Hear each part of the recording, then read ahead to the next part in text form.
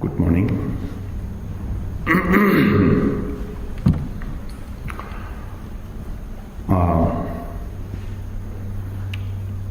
Few weeks ago, some Dharma practitioners approached me and asked me to do some teaching. And he said, don't just rest, and to do some teaching. And I told him I'm not so happy. And he says this is a different reason. And he said some of them also really looking for some even short teaching, but that would be very beneficial. So he strongly asked me to do it, but I'm still very unhealthy, both physically and mentally. And but then, because of my root guru, His Holiness, the Diku Khyentse Rinpoche, I ever remember that each and every time when he gives teaching among all of us in the future, that regardless what situation around you, but teaching-wise, should accept. If anybody approach you to request the performed teaching, and you should accept and do it. So I still remember such precious instruction and a word, and of course I cannot forget such the precious advice. So therefore, I don't mean that I'm qualified and a master to give a teaching. I feel still very uncomfortable when I think of a word, I'm giving teaching, and you are receiving my teaching. I don't feel comfortable at all, because I'm not qualified at all. I'm still on the path. I'm still going through struggling, and I'm still going through confusion, and I'm still going through all sorts of things. But I'm here for sharing some precious teachings that I have received from the great masters in the past. Although they are not the physically presented, but I'm sure their blessing, their compassion, their loving kindness is still very strongly existed.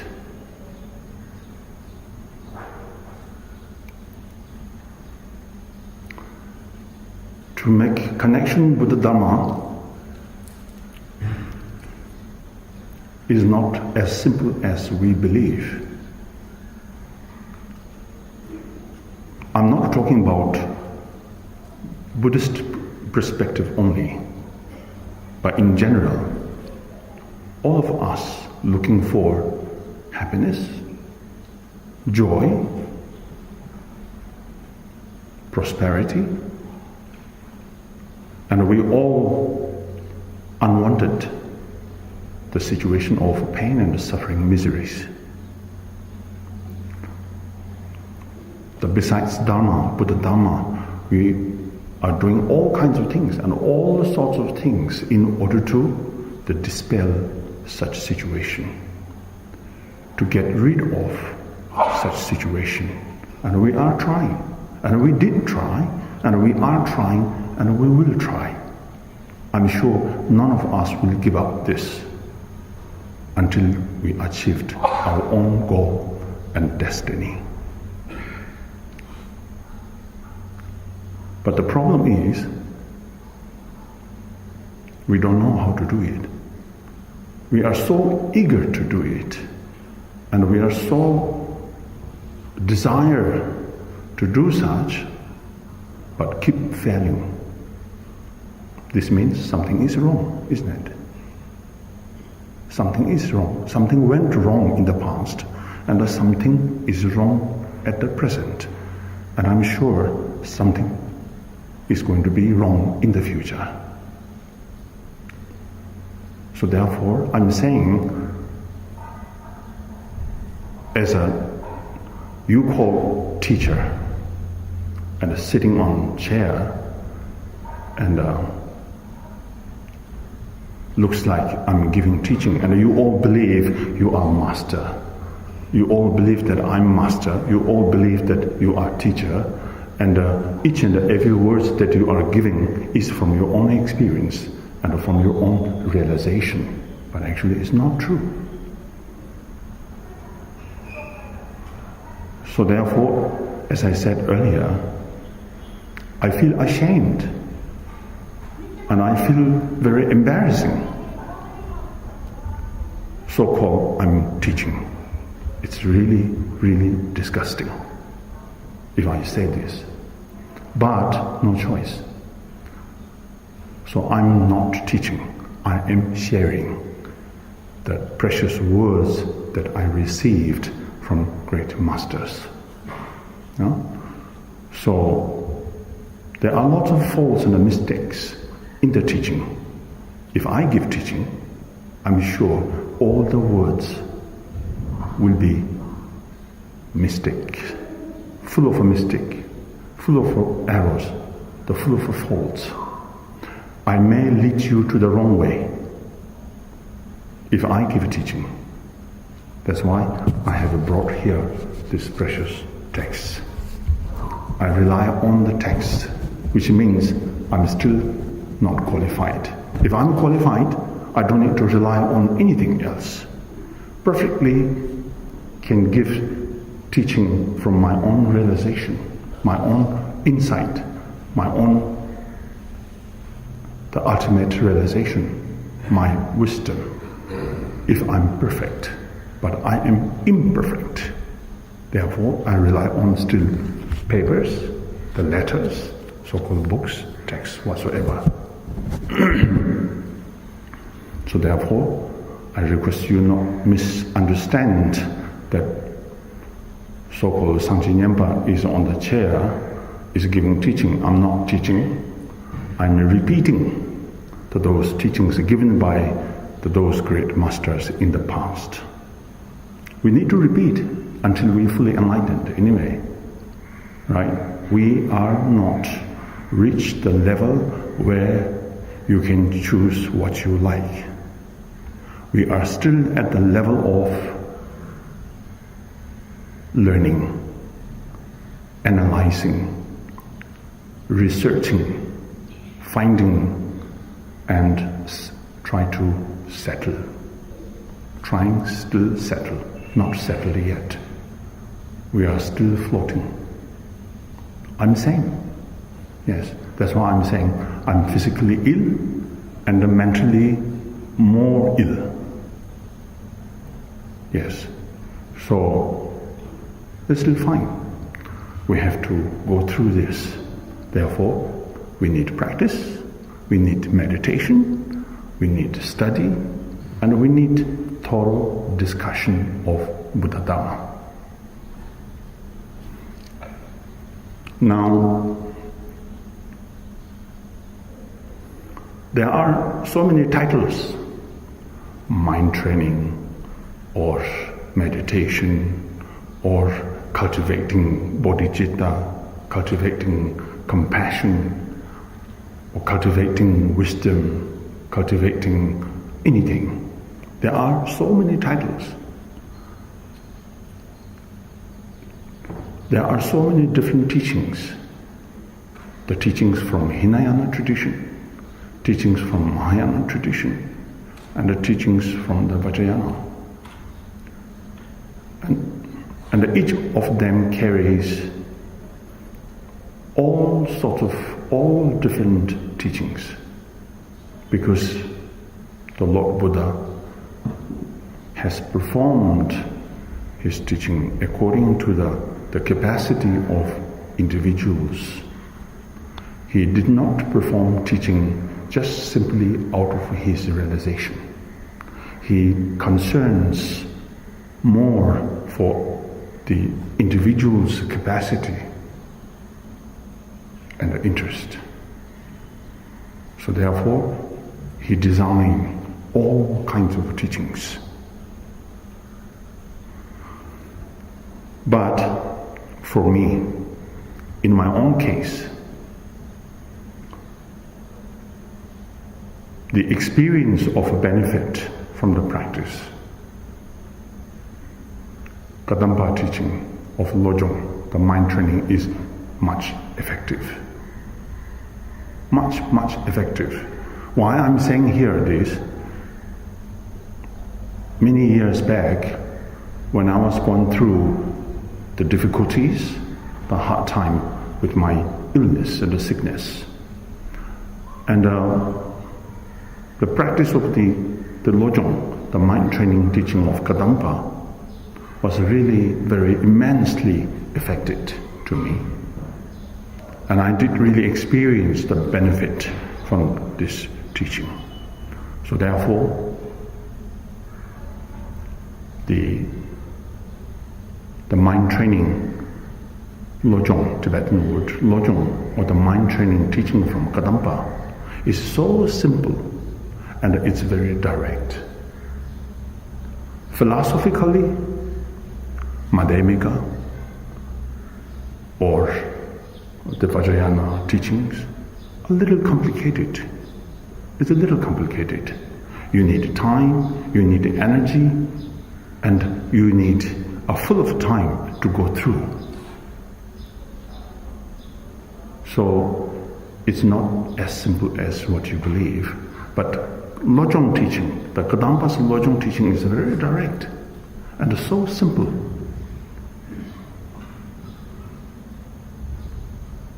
Yet nobody likes it.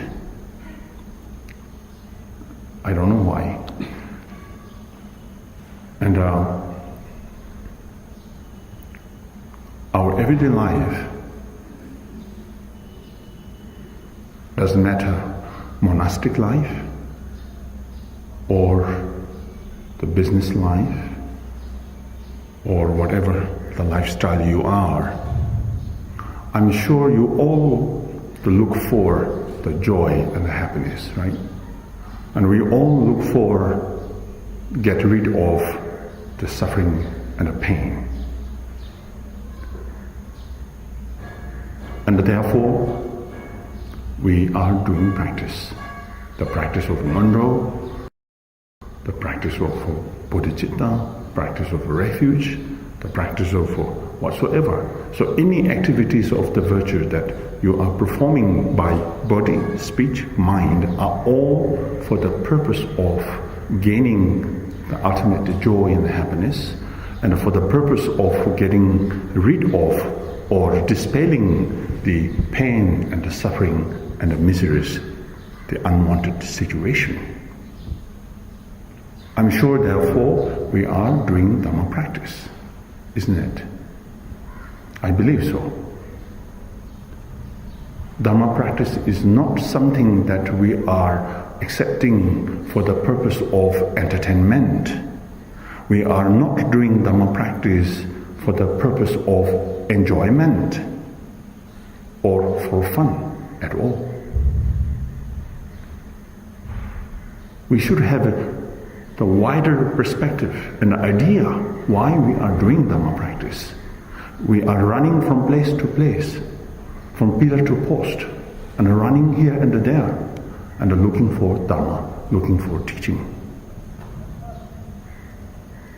But when I think of myself, I have received so many teachings from the great masters in the past.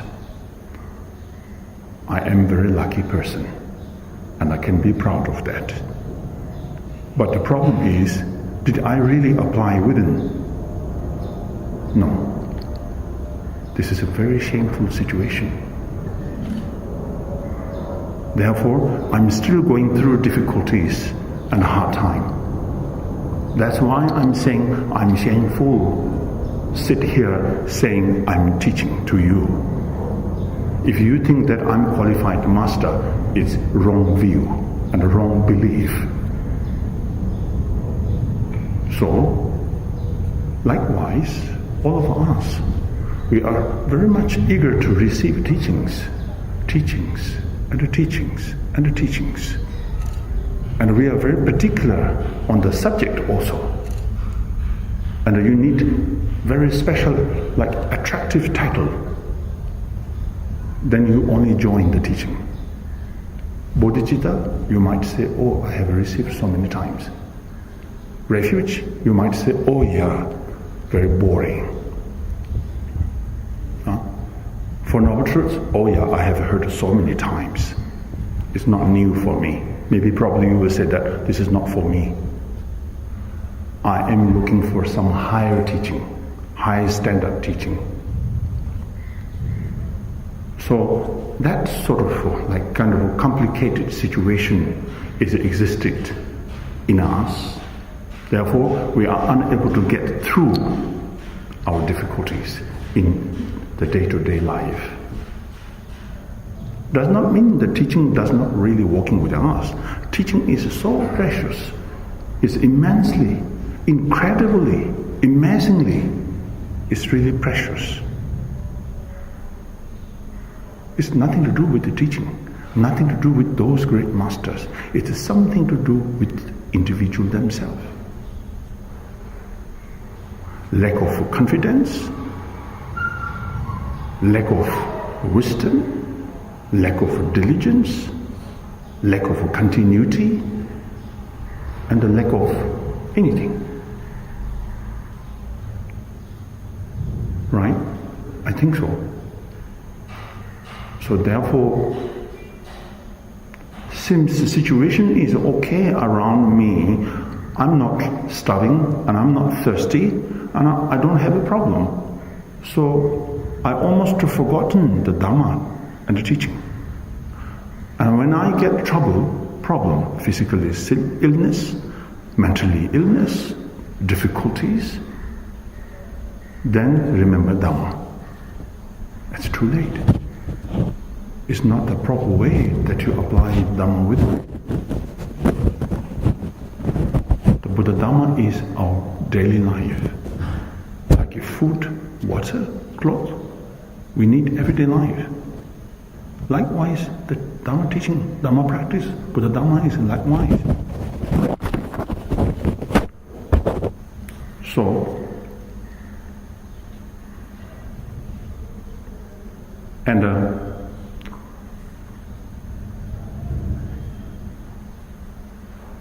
situation is like, as a teacher, as a student, there's no connection. And there's no connection between individuals and the Buddha Dhamma. How do we have connection with the Buddha Dhamma? We pray to Buddha, we pray to Dhamma, we pray to Sangha, and we pray to deities, and we pray to Dhamma protectors. We call I am making connection. Right? How do you do? The connection can be made only once you realize who you are. Only the time that you are able to settle to your mind and everything seems very clear to you, what is Buddha Dhamma, then only you can make a connection towards the Dhamma, towards the Buddha, towards the deities. Simply you are kneeling down and begging their blessing, protection, yet your attitude and your behavior is totally against the Buddha Dhamma. How can we get the protection and the blessing from them? At all. Does not mean they don't want to give blessing to us, but the problem is the principle. There is no principle to make connection. To making connection with the Buddha Dhamma is not as simple as what you thought. Just simply doing meditation, simply reciting some mantras, simply visualizing some deities, and simply making image of a Buddha or the deities. Does this mean we are making connection with them? No, absolutely no. Absolutely no.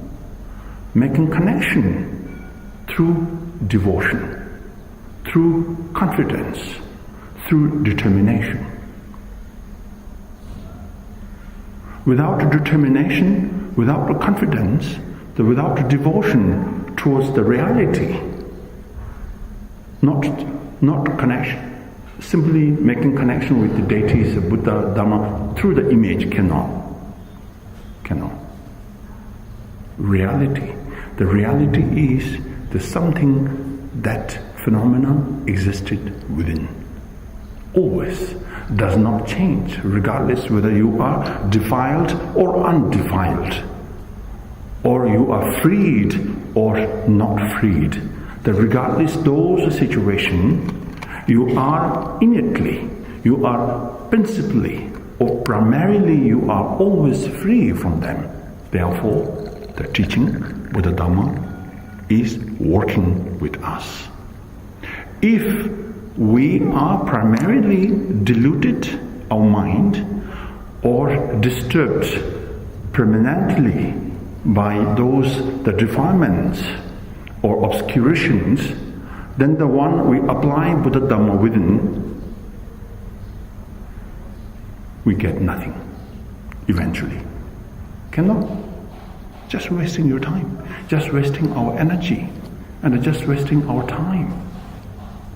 So, believing such phenomena is existed within us, purely, and never touched by those so-called negativities. Primarily or principally, fundamentally, we are pure. Our life is so simple, but we are the one who make complicated.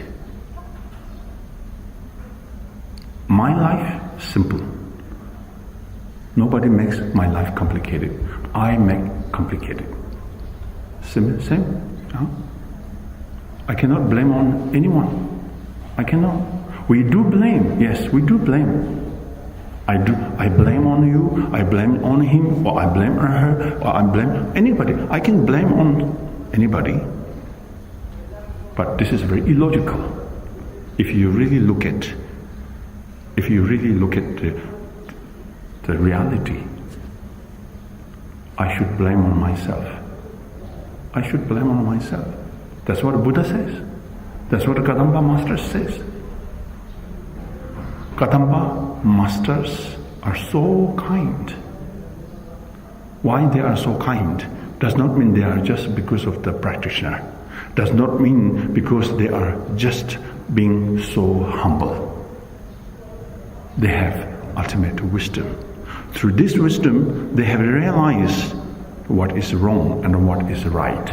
They are the supreme and the highest judge, can see through the right and the wrong. Right? So therefore, what I'm trying to say here is, we talk about mind training. This is a very interesting title, mind training, Tibetan word, lo, jong. Lo means intelligence also. Lo could be meant mind. Lo could be meant the mind of wisdom. It carries the different meaning, so it's up to you. If you are going through a difficult time, then you better accept the law as just the illusory mind. If you are okay level, okay, the mind of wisdom. If you are trainer, then you should say the mind of training of the mind.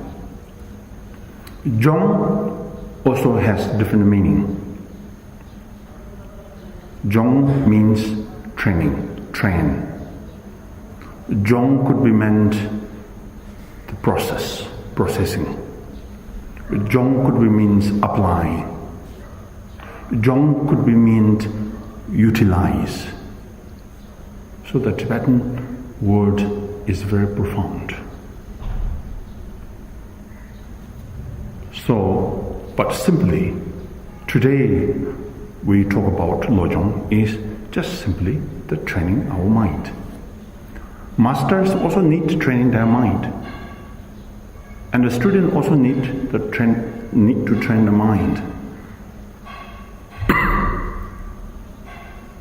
So therefore, the title is the training of our mind, or mind training, Lojong. It's every practice from Hinayana. The day you are taking refuge vow, they cut piece of your hair, right? What does it mean? This is the time for you starting the Lojong practice. And the shaving your hair and the beard, also the sign of training of your mind. That's very much systematic in the process of the thorough learning or thorough studying in the Theravada tradition. Symbols, it is called symbol. We need symbol. In the Vajrayana also, they are giving a lot of symbols. The Damaru, the bell, the Vajra, the vase, mala, and the mandala, syllables, letters, are all symbol. Because we are still lacking the wisdom that can be directly realize the ultimate meaning of the Vajrayana practice. Therefore, as a skillful means, they have designed as a symbol processes, the symbolic processes, giving all kinds of symbols. Through these symbols, to let you realize, to let you understand the ultimate, the true nature. It's high tech. Yes. So, therefore, and the Theravada tradition also same. Changing clothes, shaving hair, beard, all are just a symbol. It carries something, the ultimate meaning behind doing all these. Whereas Kadamba teaching is very direct. If you are wrong, the teaching says you are wrong. If you are right, the teaching says you are right. If you are doing not good, and the teaching is very direct, says you are doing not good. It does not go a big round and come back to you. It just goes straight to you. Therefore, Kadamba's teaching is very simple and very direct. But sometimes too direct teaching also you don't like, right? Yes, many of them complain. So, very difficult to deal with the human being actually. It's very difficult. I always used to say like cows, very easy to deal with them. Give some grass and let them have a water, and then try to calm them down and let them rest at the lake side or the river bank side. Okay, calmly and chewing and resting. But the human keep complaining. If we do have and we are more greedy, never satisfied, and we keep complaining. And we don't have also complain. And we have also complain. Never end our complaint. And we have more and more and more complaint. And we don't have and more complaint. It's so difficult. And the teaching also. If we study the Theravada practice, and you might say after a few weeks, it's very boring. And Mahayana, and you would say, oh, this is not at my level. And the Vajrayana, and you might say, oh, this is too fast. I need slow path. When someone gives a slow path teaching, and you may say, it's too slow.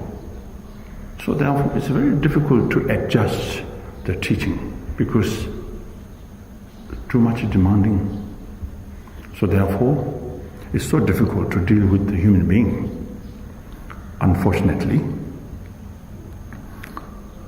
And so therefore, The Kadampa teachers, like Atisha, is the main master. And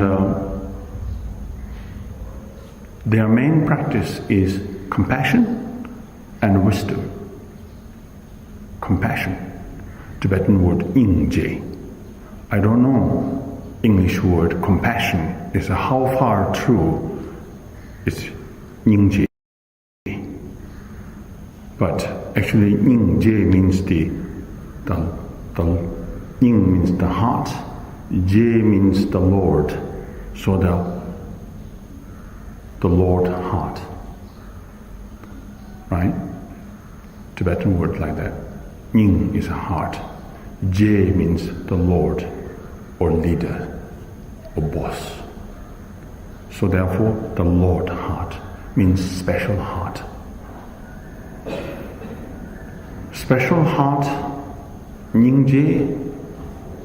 When we talk about the nyingje practice, one should completely forget yourself. You are totally here for the purpose of others. For this, we need determination. So without determination, one cannot work for others. So therefore, Kadampas, the main teaching is the nyingje and Sherab, the wisdom. So today, I'm going to recite or repeat the 8 verses from the Langritangpa, the great master in Kadampa. Only 8 verses. Only 8 verses. But these 8 verses carry the entire teaching of the Buddha. Theravada teaching, Mahayana teaching, the Vajrayana teachings. It's a very essential teaching and very effective. In this degeneration time, this teaching is more suitable. More suitable. We need this kind of thing. Very direct. If you are able to afford, take it. If we cannot, just give it up. That's it. So simple. There is no trick at all. It's very direct. And some teachings do have a trick. You can call it tricky teaching, which means you cannot catch up. What does it mean? Because in one hand say something, on the other hand it could be meant something else.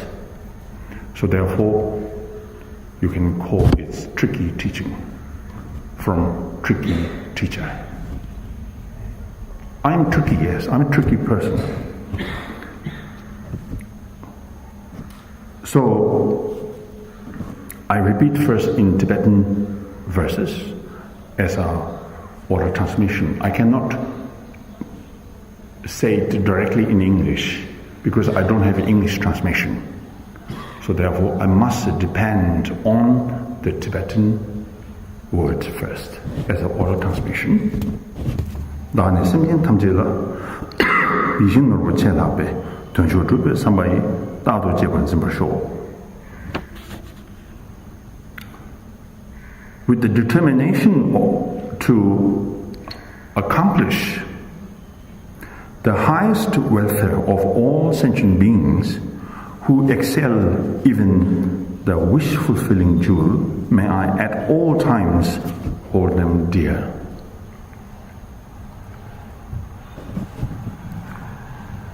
Which means determination. Determination is so important.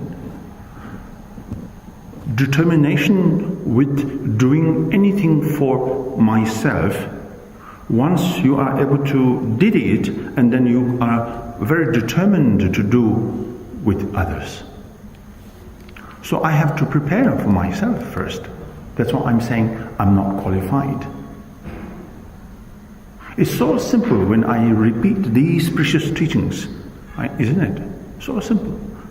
I repeat, and I can make up so beautifully and nicely. I can make it much more attractive than the original verses. You could say, wow, what a wonderful. That is not nice. That is not the way that benefit others. You call modernize. Teaching cannot be modernized at all. Style, yes, a little bit different, can be performed. But basic teaching always must base on origin. Cannot modernize at all. If you modernize the teaching, and you have to modernize the blessing also. And then you have to modernize the transmission. And then the whole system you need to be modernized. In this case, then the blessing of lineage is gone. Is it totally gone? No. If the blessing is gone, where is connection? Where is connection? We can't find the connection. Connection towards the Buddha Dharma is through the devotion. And the determination here says, with the determination to accomplish the highest welfare of sentient beings is not easy responsibility. It's very heavy responsibility. Day to day our life, we must examine, am I doing right or wrong? It's so simple and easy to look at others. He or she is doing wrong. He or she is doing right. He or she is doing bad. He or she is doing good. I can criticize others and I can accuse others. So simple. This is most simple, the most easiest way. It's so easy to complain, to accuse, to criticize, to shout at others. It's so simple. But someone shout at you, then what you feel? And if someone accuse you, then what do you feel? Right? So therefore, it's not so easy to express that I am Buddhist, or I am practitioner, or I am follower of a Buddha. It's not nice. Right? If you are serious practitioner, if you are really serious practitioner, then in our daily life, I must examine my own attitude instead of examine others' attitude. 3 attitudes: physical attitude, verbal attitude, and the mental attitude. Among these 3, the more serious is mental attitude. Why? Because nobody can see it. You can see it only. Physical attitude, people can define in different ways. Say, this is a right attitude, this is a wrong attitude, you are wrong attitude, you got wrong attitude, you got right attitude, your attitude is not good, your attitude is terrible, you are selfish, you are what, blah blah blah, whatever. You can count the innumerable number of accusations. Right? So therefore, if you are really, really serious practitioner, then our ultimate responsibility is to examine my own mental attitude.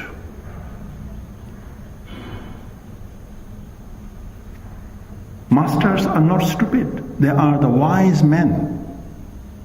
They are very wise. We are stupid. We are still followed the negative imprint and habitual tendencies. Don't want to give them up, right? We are very much enjoying with it from day to day, the life, the pain, suffering, the frustration, miseries. We enjoy, right? So therefore, we don't want to practice seriously. We just choose practice as for the sake of fun. Just for fun. Fun. We go Gora for fun. We recite mantra for fun. We attend the teaching for the fun. Or maybe for the curiosity, right? Or maybe for the general knowledge.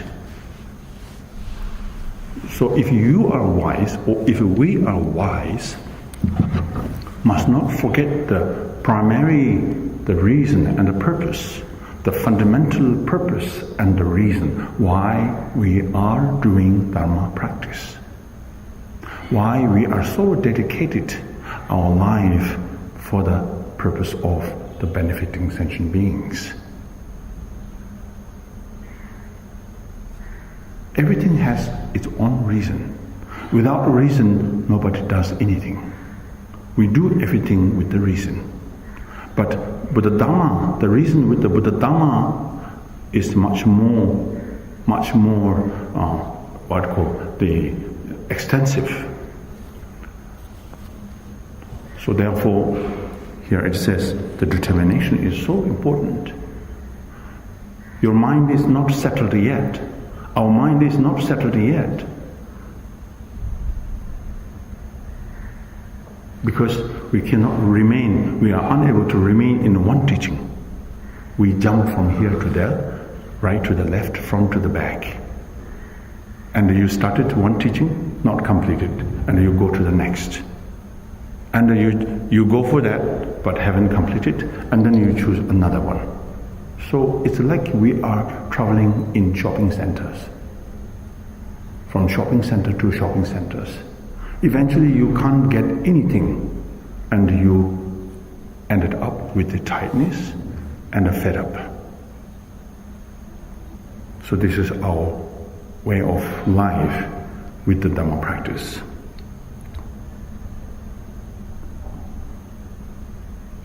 I don't mean that really, I cannot make up in the teaching like a beautiful way and a nicely, that I don't want to hurt your feeling and I want to really make you happy. So I cannot really give teaching like, I cannot really do like this according to your smile or your long fast, whatever. So, but teaching should be performed on the principle, base of the principle, right? So, therefore, it says here, in order to benefit sentient beings, then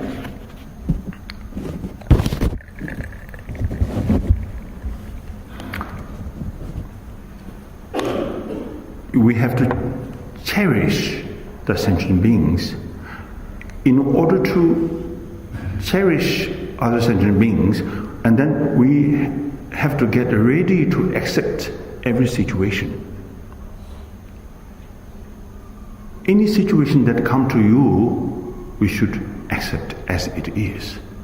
If you are too particular with those situations, that means you are not determined as yet in your practice. So to be determined, which means you are totally giving up any situation that comes to you, make sure those situations do not make changes. I should make change myself from within, not from the external factors.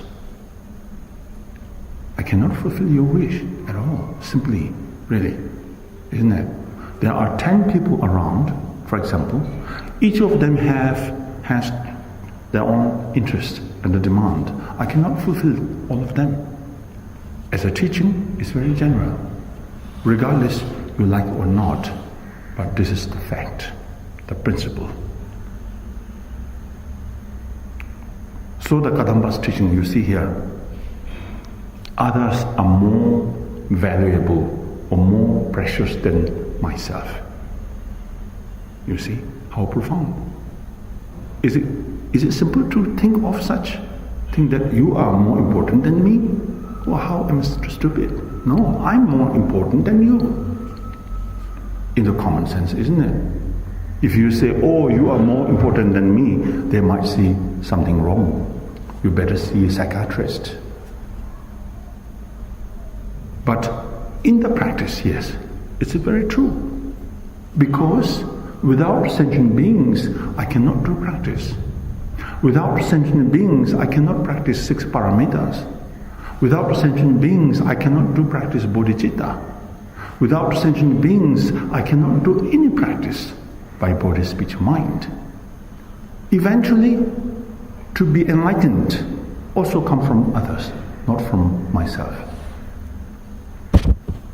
Forget about the ultimate enlightenment, but in this simple life, like we need shelter, food, clothing, many things also depend on others. Without others, cannot. Even my reputation is come from others. Those famous singers and also the film actors, the actresses or whatever are all famous because of others. The people make famous, not yourself make famous.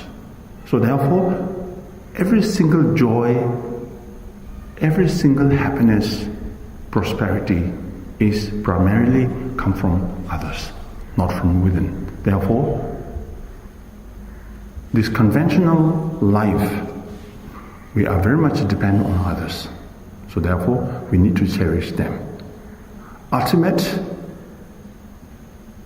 enlightenment is come from others also. Compassion, loving kindness, wisdom.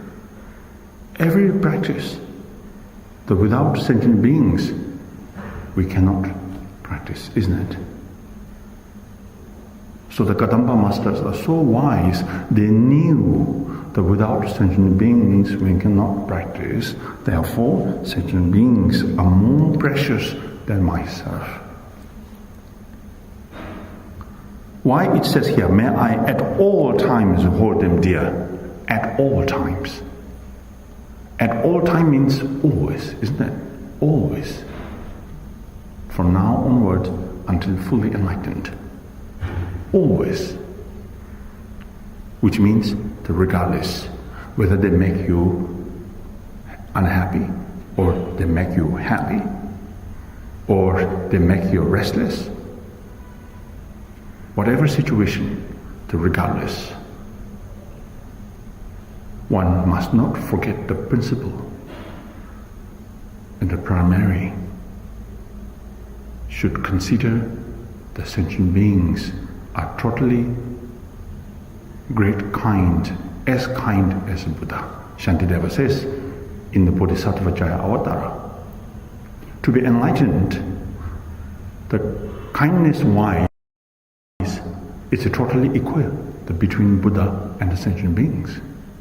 So without a Buddha, we cannot do practice. And then if we are unable to do practice, we cannot be enlightened. Likewise, without the sentient beings, we cannot practice. If we cannot practice, then cannot be enlightened. So therefore, from the kindness wise, it's totally equal between Buddha and the sentient beings.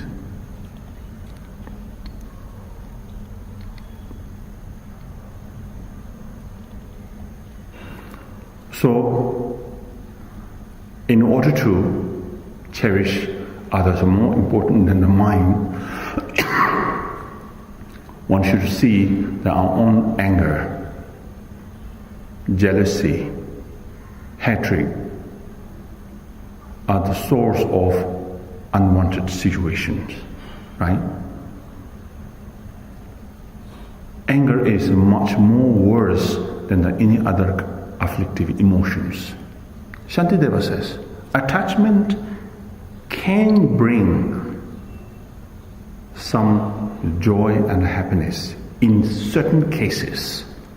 In certain cases, not always. Yeah, Shantideva is a very wise man also. He says certain cases, whereas anger never bring joy to yourself and to others. So, we claim that we are Mahayana practitioner. Every morning you recite sangye chodang sokchi chodang, right? And then you say, I'm generating bodhicitta, compassion. To whom? You say, all sentient beings. And when you say all sentient beings, Does your enemy include it?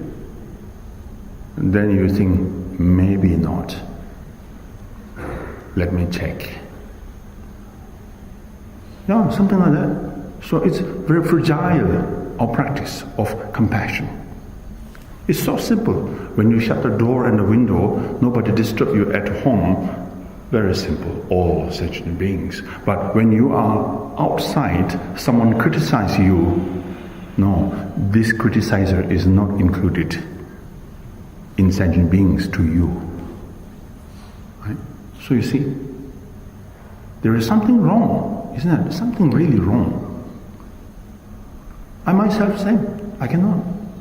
To be honest, really, I cannot say all the sentient beings are, as an object to generate my bodhicitta. No. When I think someone who doesn't like me, I feel a little bit sour, and I don't want to include it in sentient beings. Yes, it's very difficult. You see, that means something is wrong in our practice. But great masters, they say from their experience, from their realization, very honest person, very honest, wise master. Honesty means what you say is from your heart. If you say you are dishonest, means you say it, but it's not from your heart. Right? So this is called dishonest. So they are honest. Why? Whatever practice they have done is they utilize the practice and the individual. There's no separate between practice and themselves. Themselves become practice. Practice become themselves. There's no two separate phenomena. So therefore, every action of the body, speech and mind come from them is the instruction. Their movement is also the teaching, also instruction. Every single word from them are instruction, because they are ultimate, honest, wise master. I'm not an honest person. Yes. So I have to clarify this such thing.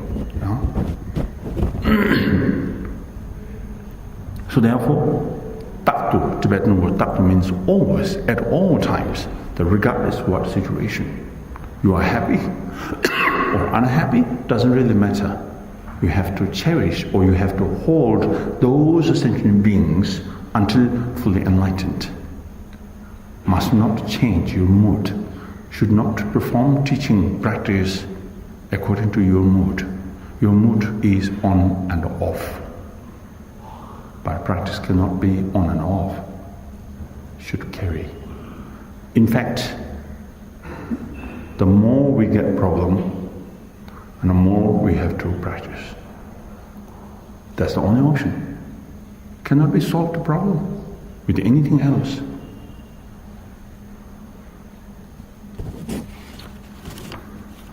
Second verse. 강도 수당 로베세 나니 윈레 멘다신 샤나 삼바 타와이 초로 제벌 즈무쇼. Wherever I integrate or associate with others, may I think of myself as the lowest of all, and from the depth of my heart hold others as supreme.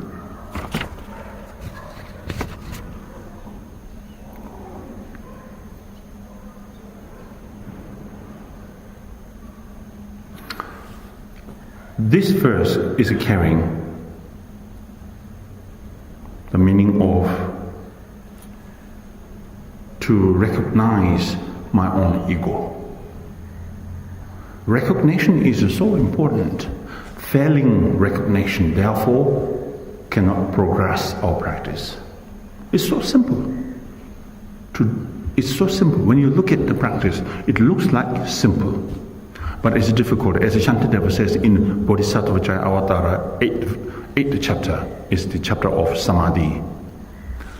Precisely explained, saying that When you deal with your own negative or afflictive emotion, simply don't throw your emotion on them. Apply recognition at first. Recognition. So I have to recognize first myself. When ego or anger, any negative emotion that make you restless, which means emotion is not good, isn't it? If any emotion that gives you joy, and ultimate joy, or stable joy, or some sense of that emotion does not give you the feeling of sour. So, we don't call this the disturbing emotion. Disturb means that something is not right. Seemingly looks sweet, nice, but after some time it leads to different direction, or it gives you a pain and a suffering, which means this emotion is disturbing emotion. So now we talk about pride.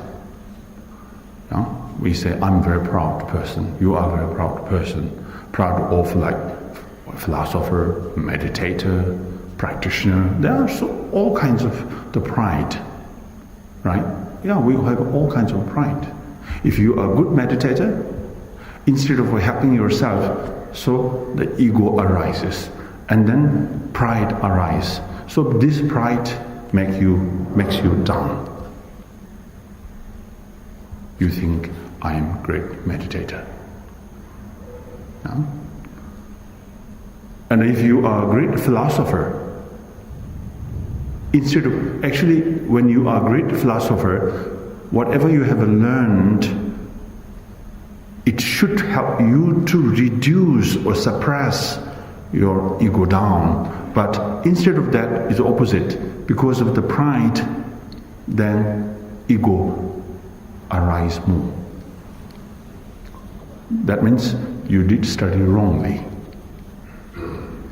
If you do meditation, meditation is for the purpose of to tranquilize your mind and the mental stability, to produce or to establish the tranquility of your mind, to stabilize your mind. But instead of that, it makes more unstable your mind, because pride, I'm a meditator, nobody can compete me, nobody can compare to me, I'm the best, I'm the supreme. If you hear someone is doing very good meditation, then something is arising again. Then you become sleepless. Food you eat, no taste. Because that moment you think, oh, I thought I'm the best, but now I heard someone is doing better than me. I hope it is not true. Or you pray that his or her meditation go down. May his meditation go down. May something disturb his meditation, if it is true. If it is not true, then you would say, see, nobody can compare to me. So that sort of, this is a very obvious if you are not careful in the Dhamma practice. I believe myself like I'm very diligent, okay. I didn't mean that I'm diligent, but giving example, if I do practice like 7 hours, 6 hours, 8 hours per day, then I believe myself best practitioner. Yeah, you think that. But then what I did in these 6 hours, in these 7 hours, what did I do? You just keep chanting, reciting mantras, and chanting the prayers. Did I really look at my ego? No, not really. So this shows your practice is weak. You really didn't do good practice at all. I didn't do practice at all. Well, yeah. I can stay late, like maybe 10 o'clock until 11 o'clock or midnight, 12 o'clock. Let's say I'm chanting, I'm reciting mantra, I'm doing prostration, or I'm doing circumambulation, kora, or I'm doing all sorts of things, but when I look at my ego, does it really change? You have been practiced maybe 1 year, 2 years, 3 years, or maybe 10 years. Did you ever notice that your ego really gone down? Or did you see any changes? So far not. I hope maybe sooner or later. You see, this means wasting time. So therefore, Kadampa masters tell us, be wise when you do practice. We are working with our own mind, not simply the physical and the verbal discipline alone. We need discipline, yes, true. So dedicated with the practice, and we need discipline and morality. Every practice we perform on the grounds of morality and discipline, true, but discipline is for the purpose of what? We must not forget, is to tame our mind, to walk with our mind, to walk with our mental attitude. I have to notice my mental attitude. I have to examine my mental attitude. Each and every time I do practice, my duty, my responsibility is to be checked, my attitude thoroughly and precisely. This is our primary responsibility to be applied each and every session you do. Why I'm saying I'm a lowest and you are highest does not mean position, because maybe you are educated, I'm not educated. That's why I'm a lower or you are high? No. You are rich, therefore you are high, and I'm not rich, poor, therefore I'm a lower? No. We are not talking about these things at all here. Why I'm saying, or Kadampa Master says that you should think that you are lowest person, they are highest. Regardless the fault and the mistake is existed within them or myself, doesn't really matter. Those situations should be regardless. Now the main point is here that I'm working with my ego, isn't it? My main enemy is ego, anger. This is the ultimate destroyer. Ultimate destroyer. Individual you call enemy, they cannot destroy you completely at all. Never, ever. The ultimate destroyer is our own anger, own ego, which is existed within us but failed to recognize or to identify or to be seen. We always blame on others.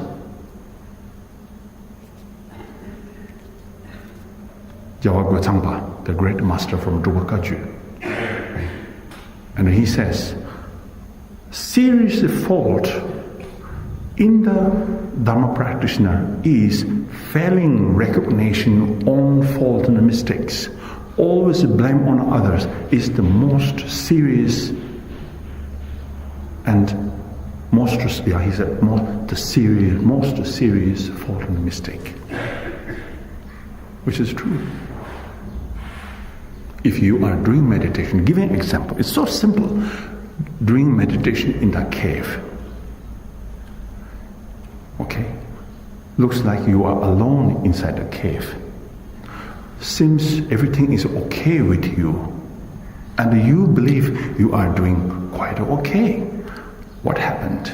If somebody at the door of a cave criticize you or talk bad things about you, I'm sure you will jump out from the cave, say that, are you criticizing me?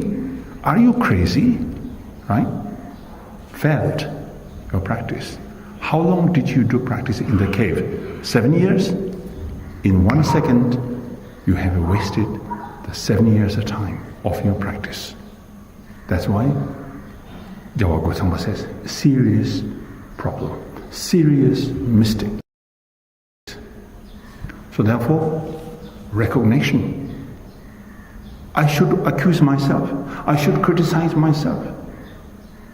This is the principal practice, main practice of Kadampa masters. Kadampa masters folding their hand, requesting Dhamma practitioners, please don't blame others. Blame yourself. Blame your ego. Everything seems not going well around you is from ego, not from individuals. They are all come from within. So your ultimate enemy is your own ego. As long as ego is within you, you cannot gain the experience of joy and happiness. If you are really looking for ultimate joy and happiness, then the only option is to get rid of these unnecessary or needless phenomena, so-called ego. Is it difficult to get rid of? And the Kadampa master says, very simple. Very simple. Very easy. Why? Because they are not there. They are simply there because you are too lazy. If you get rid of your laziness, if you wake up fully, it's so easy to be recognized, to be found. When you found it, analyze it, disappears because it is not there inherently, never existed inherently or solidly. It's just a reflection of your negative mental attitude. As long as you walk with your ego, it's not easy. Walking with others is so simple, isn't it? If somebody said that I give you salary, can you look at them, see that, are they doing right or wrong, look after them? It's so simple. But it's so difficult to look myself. It's not so easy. When you criticize others, it's so simple, really. It's so simple, so easy. That's the most easiest thing in our life. But most difficult is to check myself, my motivation, my mental attitude, and my movement, my lifestyle. It's so difficult. Who will say that I'm wrong? Difficult. Although I'm wrong, I still try to beautifully escape from that point. Say that, oh, I was not really wrong, but, it happened, something like that. Very difficult to feel sorry. You still say, I'm not wrong. This is stubborn ego. It's not easy. So, therefore, takes time, need more diligence, need more hard work. So therefore, it does not mean that I'm bringing myself down and giving chance to them to lift up, to making big gap in between. This is not the idea. Idea here is, as a serious practitioner, I think, as a serious practitioner, I cannot cheat myself. Cheating others is so simple, isn't it? I can cheat you, I can lie you, I can bring all kinds of excuse, tell you all kinds of things to make you fool. I can fool you around. It's so simple. But as a practitioner, one must not do that. You can do this life, but you cannot do the next. Ultimate judge is there still. Right? So, as a Dharma practitioner, you put up the image of a Buddha in your altar, and you put up the precious teachings of a Buddha in the altar, and you are doing prostration there, and light up the lamps and offering the bowls of the water whatsoever. This is a sign of that you are really follower of a Buddha. This is not enough. You should change attitude. Without changing attitude, simply following the discipline is not sufficient at all. This cannot bring ultimate joy or ultimate victory to you at all. Therefore, the best method, the best key point here is, as a Kadamba's teaching, to check myself. Don't check others. It's not the time for you to check others. Your responsibility, my responsibility is to examine myself. Am I doing right or wrong? Am I really following the teachings of the Buddha? Am I really doing right things? Am I really serious in my practice? Am I really honest with my practice? So this is our daily responsibility, to deal with our practice, to walk with our practice. Meeting up great masters is not so important. They can't do anything. What they can do? No. You just request, can you give me blessing? Okay. Maybe they will touch their hand your head, or maybe something, I don't know, whatever, or give you some pills or water, so-called blessing. You drink it, you eat it. Can this really change your ego? I hope so. But so far not. I haven't heard of this. So, change should be made within through applying those precious teachings. We hear and put it in the heart. We call this as practice. It's so simple, but we don't do. Why we don't do? Because of the negative or habitual tendency. From the beginning of the time, in one single life, many negative imprint in our life, which is very difficult to be given up. But this one is from the beginning of the time. We are so used to with it. If we change it, we feel something uncomfortable. Therefore, we don't want to give it up. But practitioners, great masters, they are so wise. You have only one option. Without giving up them, no way to be liberated. So, two options. You want liberate or don't want. That's it. Don't want? Okay, no botheration. Just do what you like. But if you are really looking for ultimate joy, then there's only one option.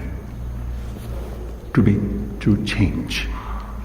Therefore, they are high, they are low. In the other hand, and it is very true, they are high because without them I cannot enlighten, isn't it? So therefore they are high, I'm lower. Without sentient beings, I cannot cultivate bodhicitta, I cannot cultivate compassion, I cannot cultivate loving kindness, I cannot cultivate any Mahayana, the perfect attitude.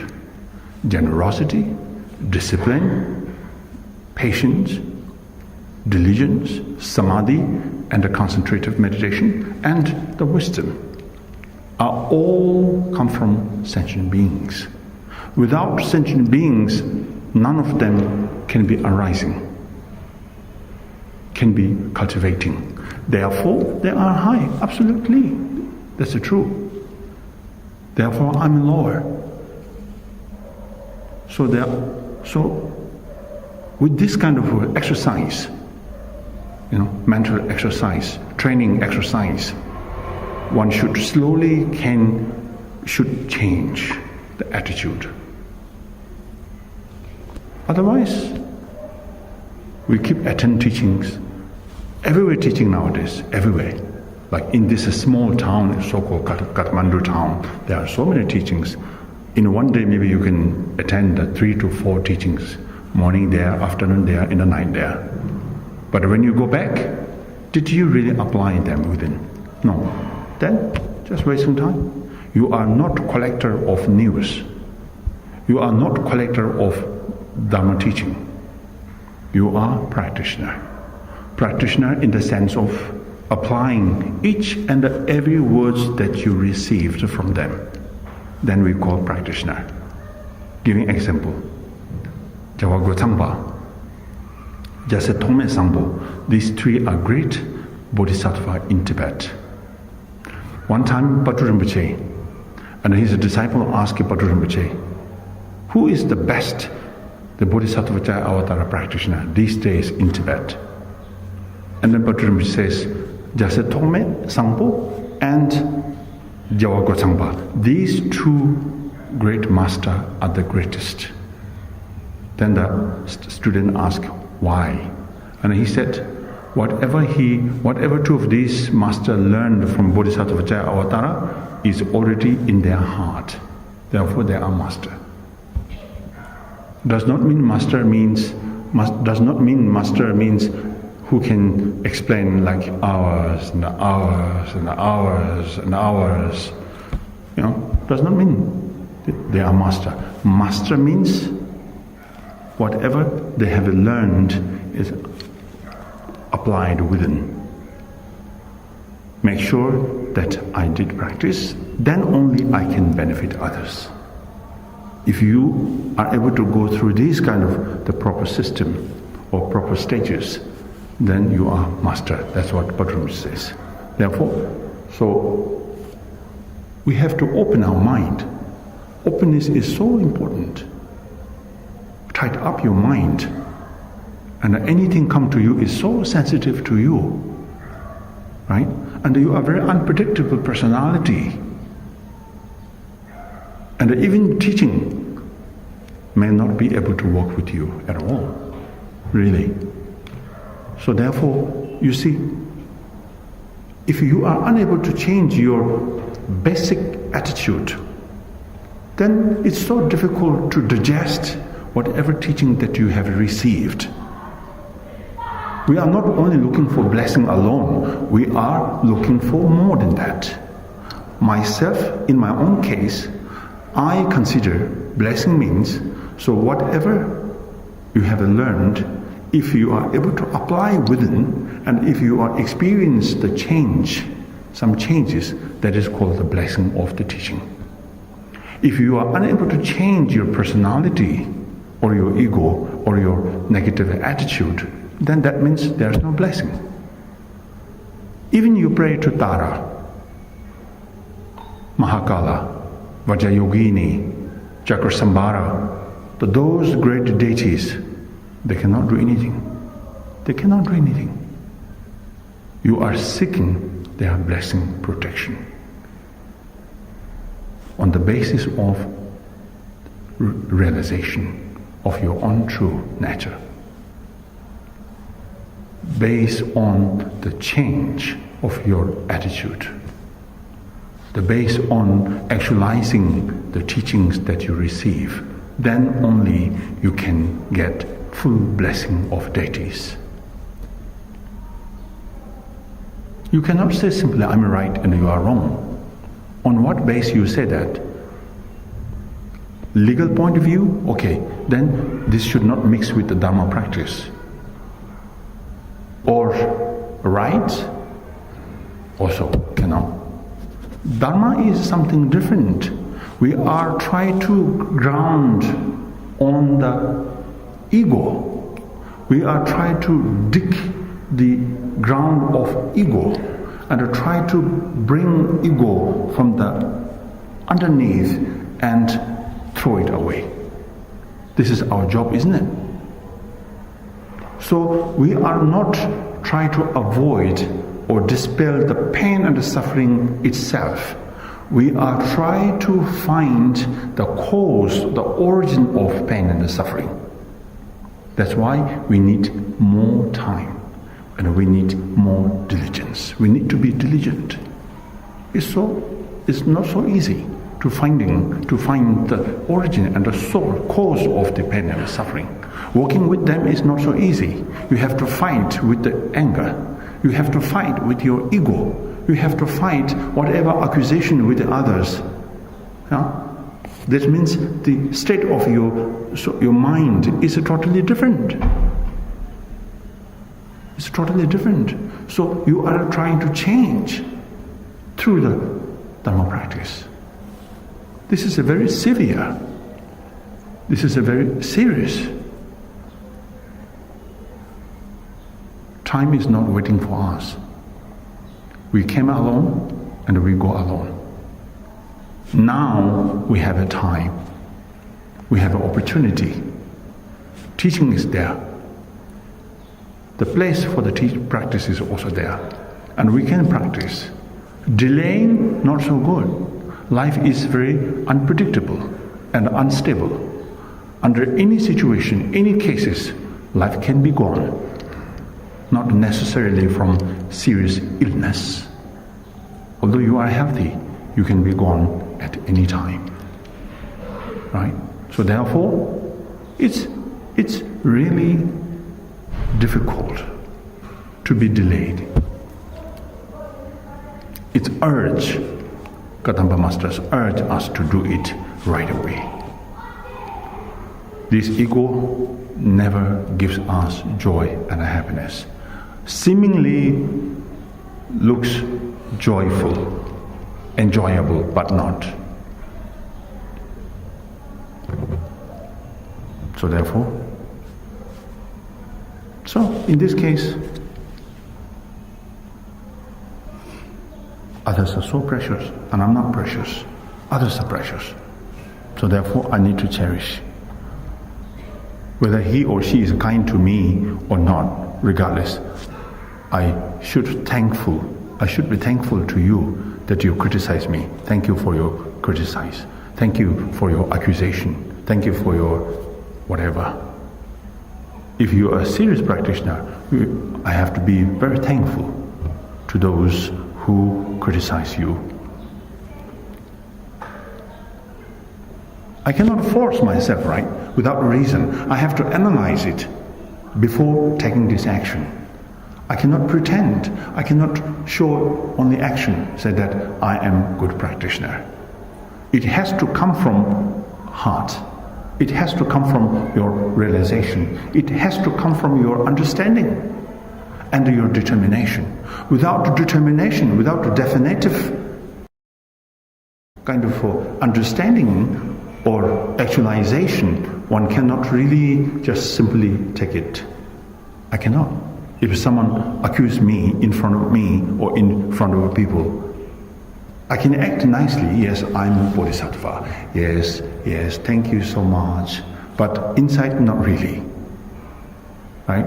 When I go back in my room, maybe I will bang on a table or slam the door. I criticize back behind, but this person cannot hear, right?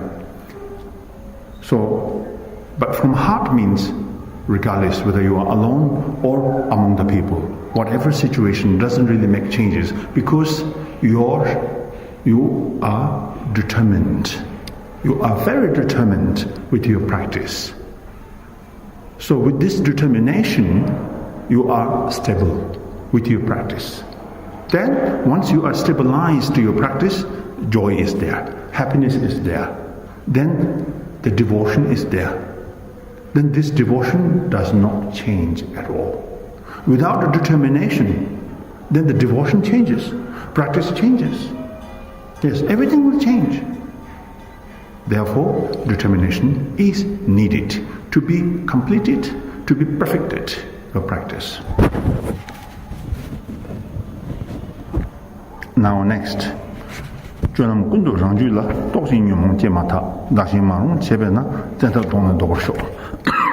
In all actions, may I search into my mind.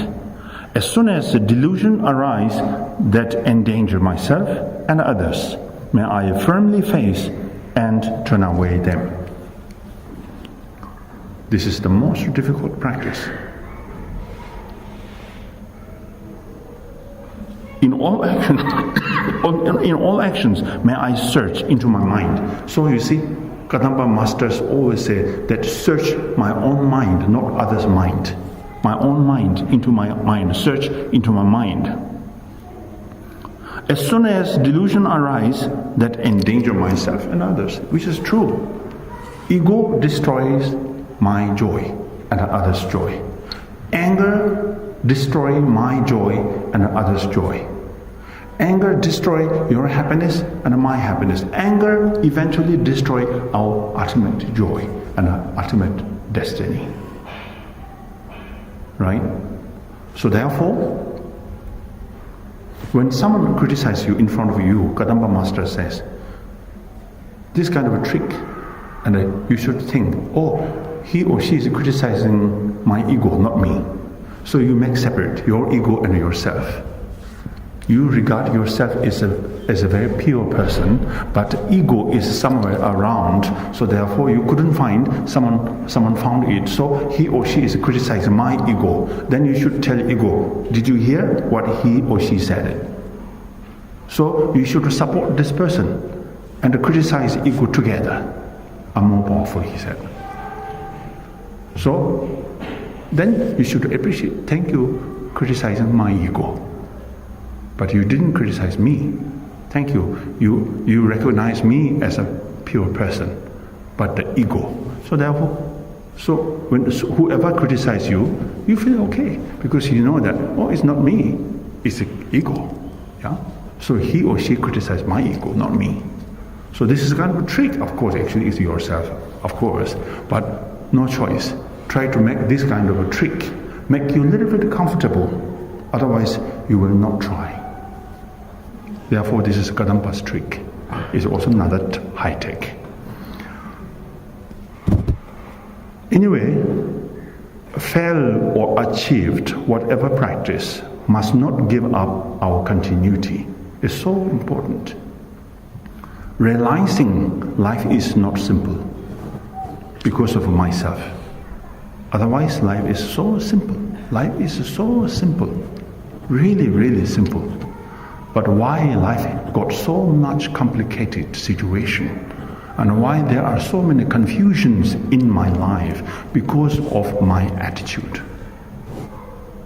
I carry this negative attitude from the beginningness of the time and never changed. This life is so-called precious human life, and having met up the great masters and received the teachings, still you are saying, it's not good, isn't it? It's not good. And the next life? Unthinkable. So, this precious human life, why you call precious human life? You could do so many good things. That's why the precious human life. Our life is not for fighting. Our life is not for the anger. Our life is not for the jealousy. Our life is not for accusation. Our life is not for unpleasant situation. Our lives for the purpose of cultivating joy, happiness, and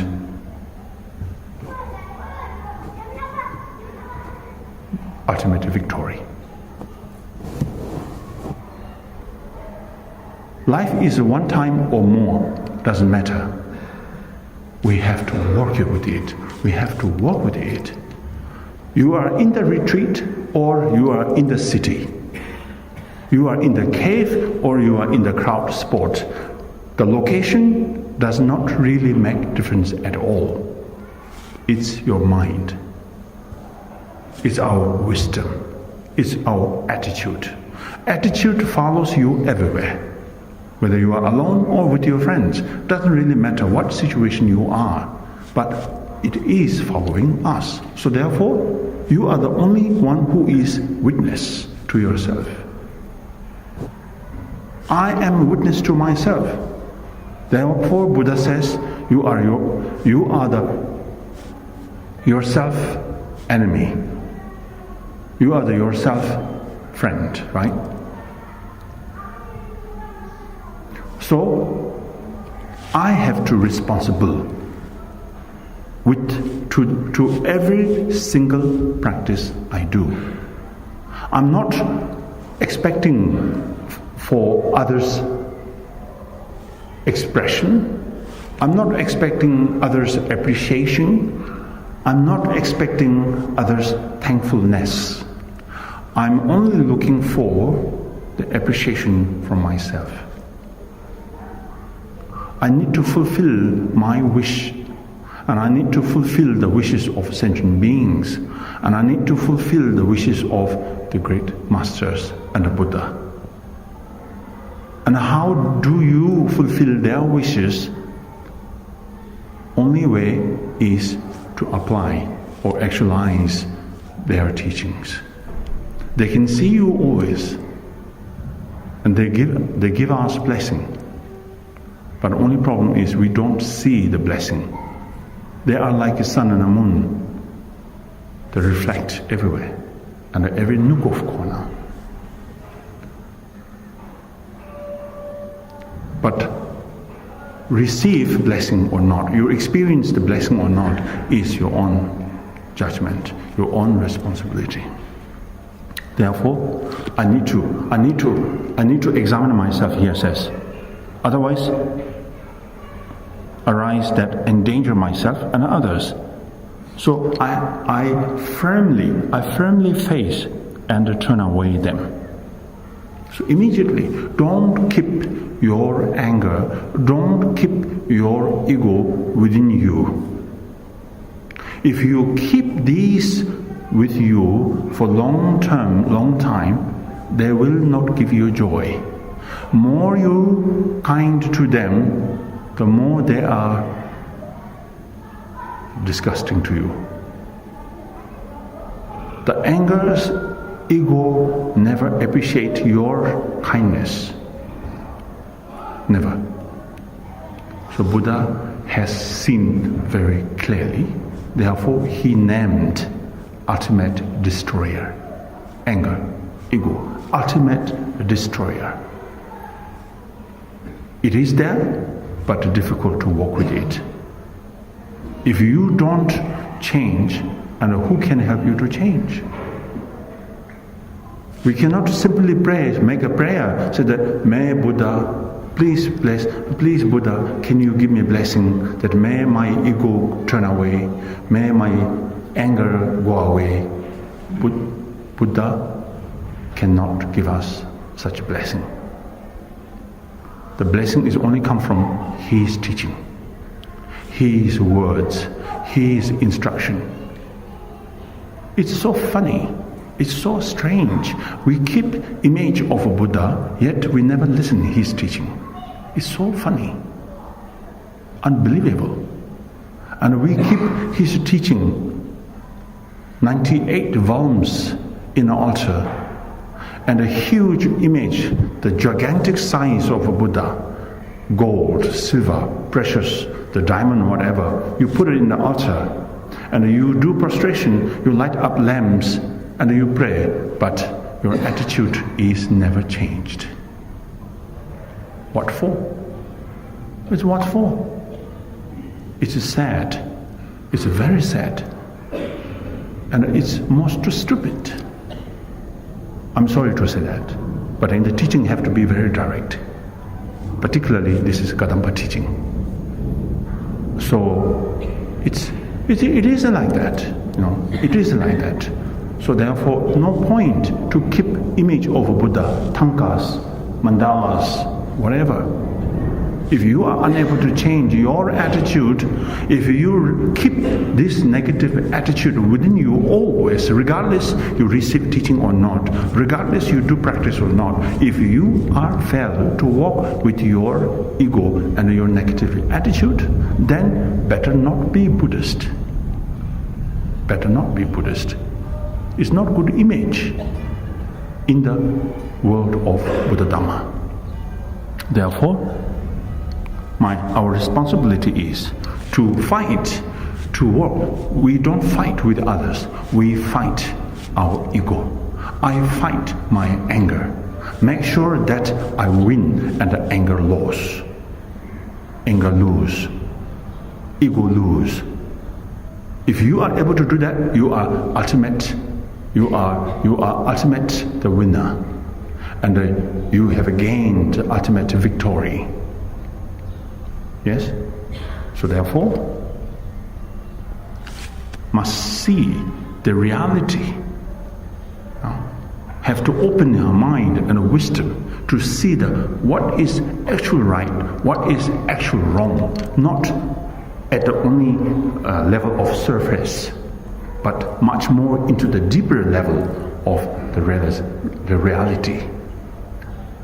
If you pay more attention, and eventually slowly, and you can see more clearer. That is the fact. So therefore, recognition is so important. When anger arises, apply recognition. Fail recognition, and then you cannot apply antidote. You cannot apply the method or remedy. So recognition leads the rest of the practices. Recognition, recognizing the ego, recognizing the anger, disturbing emotion, and then walk with it. Each and every time when we meet up all these kind of things, each and every time when we face such situation, one must not blame on others immediately. Rest and calm and think carefully. Think carefully. Yeah? Then follow the instruction. The teachings are not from my mouth. The teachings from the great masters. Why I'm saying great? Because they have experienced. They are the ultimate master, and they are mastered in these teachings. They have actualized. So each and every word given by them is their own experience and realization. So this teaching has full of a blessing. If you apply, it works so easily, so simply. It's not as difficult as what you think intellectually. Literally, intellectually, conceptually, yes, you can think everything, but it's difficult. It will never work with you. So therefore, experience, actualized, bring it into, within. Make sure whatever words, instruction that you have seen, the receive is true. You can prove. We have to prove. The proof by practice. Meditate, contemplate, learn seriously. It's not simple. Just say, oh, it's amazing. If you say amazing, this will not work with you. It is amazing, true, yes. It is amazing. They did and we couldn't. It is amazing. Because of the amazing, so they did it, we couldn't. If you apply it, and you can do like the Buddhas. Teaching is for that purpose. The recitation of mantra is for that purpose. So our daily life, in practice, our responsibility is to be checked. Attitude. Your mental attitude can be seen yourself. Nobody can judge it. In 7-point mind training, by Yeshidoji says, there are two witnesses. One is other one is self. Among these two, the best is self. Others can be seen wrongly, right? It's so easy. You are right, you are wrong, you are doing good, you are doing right, you are doing wrong, you are doing not good. Easy, very easy. But self is so difficult. To recognize my own fault and mistake, to recognize my own the positivities and my own quality and my own study, my own meditation, to recognize them and correcting it. We have to correct right and wrong. Nobody can correct you. We have to correct through applying those precious teachings. Teachings existed. But when you say the teaching is so blessed, teaching is so precious, how do you know it's precious? This means you are proving. You have to prove, right? So prove through experience. Prove through actualize them. Make sure these words are true. So you have to be, I have to be truthful to myself. I have to be truthful. Be truthful through the learning, through actualizing. So therefore, whatever negativities, whatever like disturbing emotion arises, and don't keep it, immediately walk with it. He said that. The friendly face and turn away them. Okay, so I leave here for this morning and we will continue in the afternoon. Thank you so much.